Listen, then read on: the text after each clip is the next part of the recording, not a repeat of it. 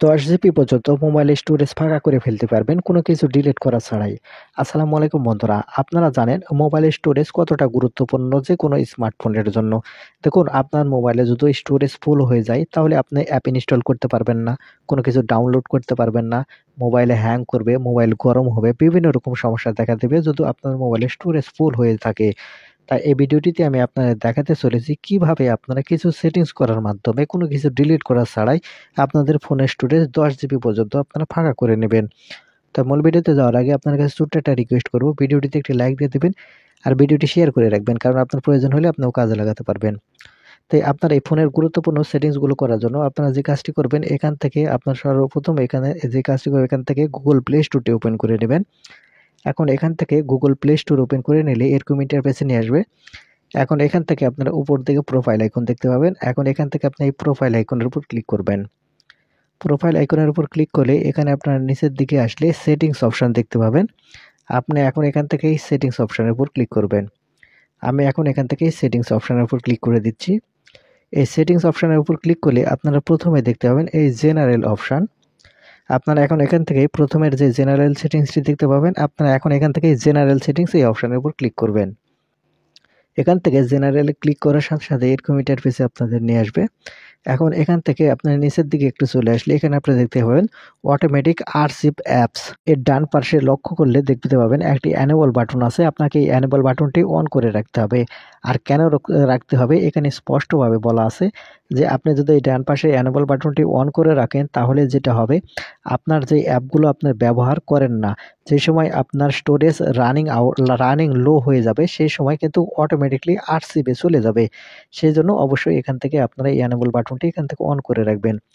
তারপরে এখান থেকে একটু নিচের দিকে আসলে লক্ষ্য করলে এখানে দেখতে পাবেন অ্যাকাউন্ট অ্যান্ড হিস্টরি। আপনি এখন অ্যাকাউন্ট অ্যান্ড হিস্টরি এই অপশনের উপর ক্লিক করবেন। ক্লিক করার পর একটু নিচের দিকে চলে আসবেন। এখানে আসলে আপনারা দেখতে পাবেন ক্লিন ডিভাইস হিস্টরি। আপনারা এখন এখান থেকে এই ক্লিন ডিভাইস সার্চ হিস্টরি এই অপশনের উপর ক্লিক করবেন। এই যে ডিভাইস সার্চ হিস্টরি এই অপশনের উপর ক্লিক করলে আপনারা নিচের দিকে লক্ষ্য করলে এখানে পেয়ে যাবেন ক্লিয়ার হিস্টরি নামের একটা অপশন। আপনি এখন এখান থেকে ক্লিয়ার হিস্টরি এই অপশনের উপর ক্লিক করবেন। তারপরে আপনারা এখান থেকে নিচের দিকে একটু লক্ষ্য করলে এখানে আপনারা দেখতে পাবেন ক্লিয়ার উইশ লিস্ট নামের একটা অপশন। আপনি এখন এখান থেকে ক্লিয়ার উইশ লিস্ট এই অপশনের উপর ক্লিক করবেন। ক্লিয়ার উইশ লিস্ট এই অপশনের উপর ক্লিক করলে এখানে আপনারা নিচের দিকে দেখতে পাবেন ক্লিয়ার বাটন চলে আসবে।